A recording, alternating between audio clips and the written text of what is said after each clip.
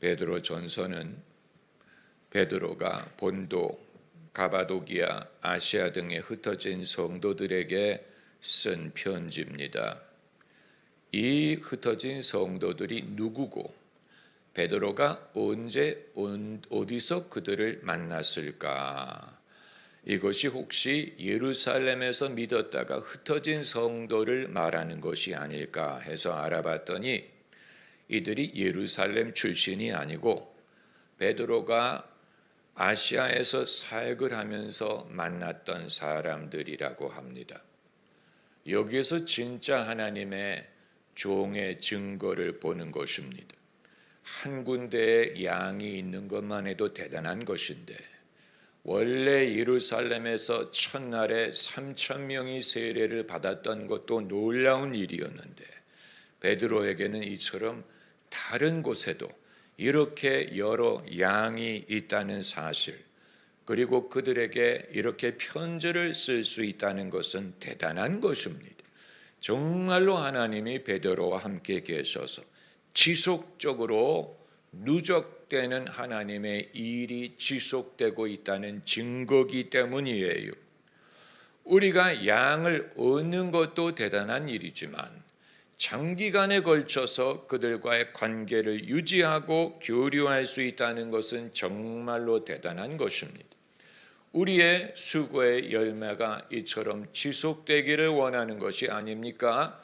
그것이 지위든 커리어든 돈이든 명예든 어떤 것이라고 하더라도 잠시 얻었다가 사라지고 가졌다가 사라지는 것이 아니고 우리가 그것을 한번 얻으면 마치 이스라엘의 이 기업처럼 한번 얻으면 나의 영원하신 기업, 생명보다 귀하다. 한번 얻으면 없어지지 않는 것을 우리가 바라는 것이고 예수님도 이러한 열매를 말하지 않았습니까? 이 열매가 거하려 함이라. 그 말은 번역이 어렵게 된 것인데 그 열매가 없어지지 않고 남는다. 남는 열매를 우리가 얻기 원하는 것입니다. 이것은 어떻게 보면 우리의 성향, 우리의 습관, 세상의 습관에서 비롯됐는지도 몰라요. 우리의 목적이 길들어지기를 무엇을 얻는 것에 우선순위를 두는지도 모릅니다. 무엇을 얻는 것으로 이미 나의 능력을 증거하고 무엇을 얻는 것으로 나의 성과가 결정되는 것이라고 생각한다면 얻는 데에 목적을 두지 그것을 킵하는 것은 별로 중요하게 여기지 않다 보니까 앞문이 넓게 열렸는데 뒷문도 열려있는 그런 경우가 발생할 수도 있지만 하나님의 나라는 얻는 것뿐만이 아니고 그것을 지속하고 킵하고 보관하고 유지하는, 그래서 베드로가 한번 전도한 사람들과 끊어지지 않고 지속적으로 이렇게 편지를 쓰고 교류하고 그들을 감독하고 그들과 신앙의 교제를 유지할 수 있었다는 것을 우리가 배울 필요가 있고 마음을 거기에 두고 뜻을 그렇게 하면 이룰 수 있을 것입니다. 여러분 철로 역정이라는 책이 있었죠. Pilgrim's Progress. Progress라는 말은 진도가 나가다, 발전하다, 앞으로 나아가다. Progress란 말이 아닙니까? 당연한 것이 아니냐라고 생각을 할 수 있지만 내 신앙과 인생이 정말로 진도가 나가고 있느냐를 생각할 때가 있고 별로 변하는 것 같지 않아. 나는 한 곳에 고정되어 있는 것 같아. 어제나 오늘이 똑같아. 나는 어제의 염려를 오늘도 염려하고 어제의 상황에 오늘 머물러 있는 것 같다라고 생각할 때 갑자기 긴장이 되고 식은땀이 나지 않습니까? 과연 내가 변하고 있나? 내 신앙이 자라나고 있나? 과연 진도가 나가고 있는 것이냐? 그렇기 때문에 이 부분에 있어서 선지자와 사도의 인사이트가 필요한 것이고 베드로가 이 말을 하는 것은 예사로운 말을 하는 것이 아니에요. 이 1장에 읽은 구절이 어떻게 읽으면 인사말처럼 들립니다. 인사말이 무엇입니까? 별로 뜻이 없이 이 행위에 의하여, 절도에 의하여 그냥 하는 말이 인사말 아닙니까? 우리가 이 구절을 그냥 인사말로 여기면 베드로는 하나님의 감동이 없이 이 말을 썼다는 얘기고, 이 말을 안 읽어도 된다는 얘기고, 이 말을 읽은들 우리에게 시간을 허비하는 것이 된다는 말이 되는 것입니다. 베드로가 이 말을 하는 것은 예사로운 인사말이 아니고, 여기에는 사람이 스스로 얻을 수 없는 하나님의 인사이트를 제공하는 것이고, 여기에 진짜 사도와 선지자의 모습이 나타난다고 볼 수 있고, 선지자의 인사이트는 사람이 육신으로 스스로 깨달을 수 없는 것을 하나님의 감동으로 제시하고 지적하고 일깨워주는 것이에요. 지적한다라는 말이 제일 정확한데, 지적이라고 하면 우리는 나쁜 것을 말하잖아요. 단점을 지적하고 죄를 지적하고 흠을 지적하고, 인간의 언어의 한계가 여기에 있는 것입니다. 우리의 경험상 부정적인 것 이외에는 지적할 일이 없다 보니까 지적한다라고 말할 때 부정적인 것밖에는 지적할 것이 없지만, 하나님이 지적하시는 것은 죄를 지적하는 것뿐만이 아니고, 때로는 사람이 갖고 있는 장점, 그의 진리, 그의 믿음, 영적인 상태, 거듭남, 그가 깨닫지 못하는 사랑, 기쁨, 이것을 하나님이 지적하심으로 스스로 알 수 없는 것을 깨닫게 하시는 것이고, 왜 하나님이 이것을 지적하시느냐? 사람이 스스로 깨닫지 못하기 때문이에요.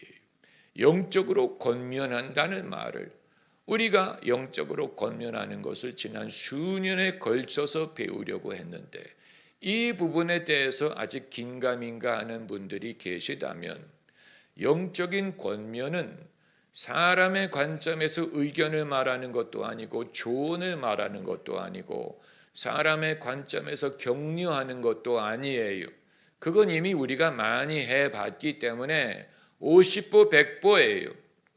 그러나 진짜 권면은 하나님의 감동을 받아서 상대방이 미처 믿지 못하고 깨닫지 못하는 것을 지적하기 위한 것이고, 이 지적은 반드시 부정적인 것만 있는 게 아니고 긍정적인 그 사람의 참된 믿음의 비중, 믿음의 스케일, 믿음의 진실함을 사람이 왜 스스로 깨닫지 못합니까? 그건 육신으로 알 수 없기 때문이고 자기에게 끊이지 않는 시련 때문이에요.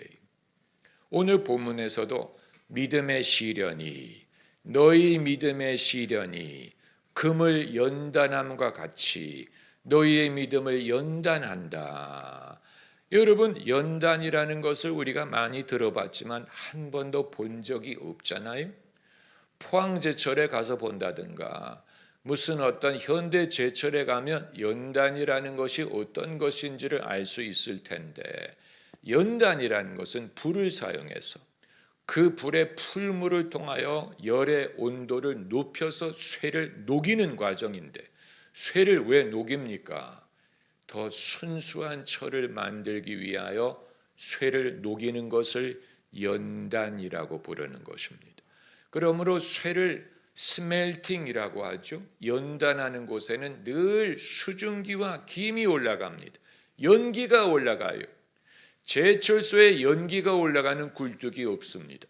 마찬가지로 하나님이 우리의 믿음을 시련하시는 데에는 반드시 연기가 올라갑니다. 이 연기가 우리의 시야를 가로막을 때가 많습니다. 그러다 보니까 이 연단과 시련 때문에 내가 과연 믿음이 진짜 있는지, 내가 과연 하나님을 사랑하는지, 과연 내 인생과 신앙의 진도가 나가고 있는지를 스스로 알기가 어려워요. 왜냐하면 어제 있던 시련이 오늘도 있고 어제 고민을 오늘도 고민하고 내 인생은 항상 그 자리에 있는 것 같아. 내 인생은 항상 그 모양이라고 생각을 하게 되면 내 인생이 그 모양인데 내 신앙이 발전이 있을 리가 없다고 생각하는 거예요. 그러니까 내가 그동안에 열심을 내고 배우고 이 모든 것이 허사가 아닐까? 내가 어제나 오늘이나 똑같은 것을 보니까 별로 변화가 없는 것이 아닐까? 여러분, 믿음을 잃지 않고 유지하고 지속한다는 것 자체가 벌써 발전이 있다는 얘기입니다. 만약에 발전이 없었다면 옛날에 그만뒀을 것이기 때문에 옛날에 포기했을 거예요. 지금까지 지속하지를 못했을 것입니다. 지속할 수 있다는 사실이 뭔가가 일어나고 있다는 증거예요. 내가 이것을 포기하고 잃어버릴 만한 위험이 많이 있었는데 이제껏 내가 산 것도 주님의 은혜라. 이제껏 내가 살아왔다는 데에서 하나님의 증거를 찾고 은혜의 증거를 찾는 것입니다. 할렐루야. 그걸 예사롭게 여기면 안 돼. 이건 기본이고 이건 당연한 거고 그 이외에 축적해야 되는 것 아닙니까? 그 이외에 추가해야 되는 것 아닙니까? 그건 우리의 생각일 뿐이고 그렇잖아요. 그렇기 때문에 본문에서 베드로가 제가 원고를 준비할 때 베드로든 바울이든 약자로 피자를 쓰는데 하도 바울을 피로 많이 부르다 보니까 피로 쓰니까 그게 바울로 읽히는 거예요. 이게 베드로를 말하는 것인데 그럼 비로 써야 될까요? 하도 바울의 이름을 피로 쓰다 보니까 베드로를 뜻해서 피라고 말했는데 볼 때마다 바울로 읽는 거예요. 얼마나 바울의 비중이 컸는지를 보여주는 것이죠. 신약 성경에 있어서 바울이 차지하는 비중이 예수님을 제외하고 예수님이 우선순위지만 그 이외의 저자를 말할 때 바울의 비중이 70%, 75%는 될 것입니다. 그만큼 그의 역할이 대단했기 때문에. 그러나 베드로도 만만치 않아요. 베드로가 본문에서 말하는 것이 인사말이 아니고 그냥 인사치레가 아니고 여기에는 귀중한 것들을 많이 말하고 있습니다. 첫째로 너희가 거듭났다. 3절에 우리를 거듭나게 하사 산 소망이 있게 하시며 거듭났다는 것을 내가 어떻게 스스로 알겠습니까? 하나님이 확인해 줘야 하는 거죠. 내가 어떻게 스스로 압니까? 내가 거듭났어. 네가 어떻게 알아? 뭐를 기준으로? 예수님을 내가 주님으로 고백하는 거 보니 거듭났어. 그건 네가 입으로 고백하는 거지. 영적으로 거듭난 거 네가 봤냐? 그러나 하나님이 거듭나게 하셨다.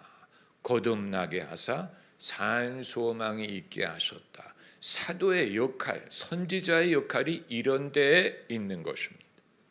우리가 하나님의 인사이트를 가진 사람으로서 어떤 말을 해줄 수 있는가를 이런 데서 발견해야 되는 것입니다.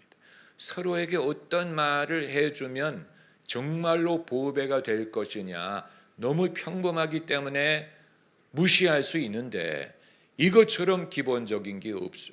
거듭났다는, 너 거듭났어. 너 당신 거듭났어요. 당신 새 피조물이 되셨어요. 이전 일이 지나갔어요. 여러분, 현재 모습을 말하는 것이 현재 모습을 말한다고 예언이 아닌 게 아니에요.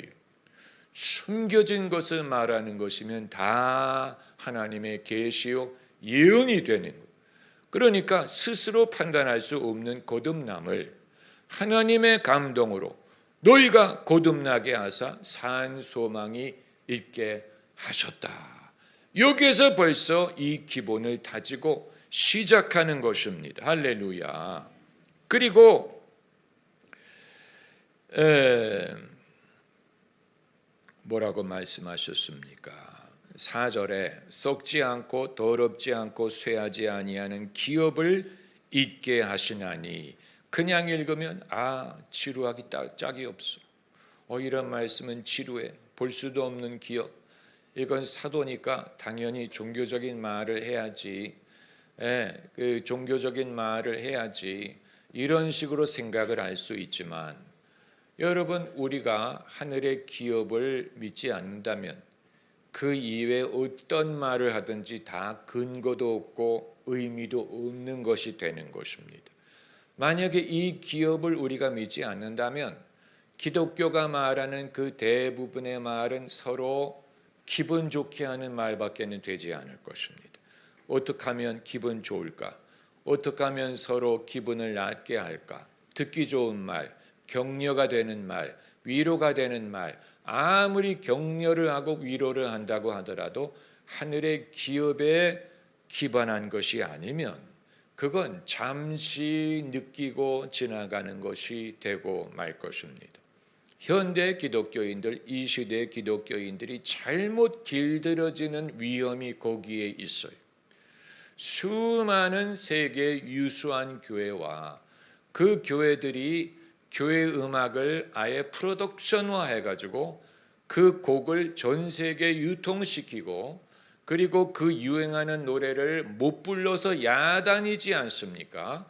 이처럼 이런 유수한 교회의 예배 음악이 전 세계적으로 인기를 얻는 이유는 과연 그것이 천국의 기업을 증거하기 때문이냐? 그것보다는 사람들을 일시적인 위로와 격려와 기쁨과 감정으로 잘못 길들여졌기 때문에 마치 코카콜라가 새로운 그 콜라가 나오면 사람들이 즉시 트렌드가 되고 즉시 인기를 얻는 것처럼 넷플릭스에서 새로운 영화가 나오면 사람들이 자 그거 봤냐 그거 봤느냐 이런 식으로 인기를 얻는 것처럼 일종의 예배 음악과 예배 방식과 메시지가 사람들의 인스턴트한 소비를 위하여 당장 기분에 좋고 당장 오피라는 위주로 만들다 보니까 이런 제도에는 하늘의 기업을 말하는 것처럼 그 추상적이고 막연한 게 없다고 생각하는 거예요. 그게 뭐야?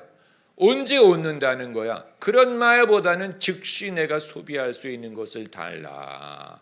이런 식으로 사람들이 변하니까 즉시 소비하는 것을 어떻게 준다? 하나님이 즉시 소비하는 것을 주시는 분일 것 같습니까? 하나님이 즉시 소비하는 것을 어떻게 줍니까? 아브라함에게 그걸 주셨어요? 다윗에게 주셨습니까? 누구에게 주셨어요? 즉시 소비할 수 있는 건 별로 없어요. 너의 후대가 하늘의 별처럼 많으리라. 즉시 소비할 수 없는 거죠. 이 가나안의 땅을 너희에게 주리라. 즉시 소비할 수 없죠. 이 왕위가 너를 떠나지 아니하리라. 즉시 소비할 수 없는 거예요. 하늘의 상급이 있으리라. 즉시 소비할 수 없죠.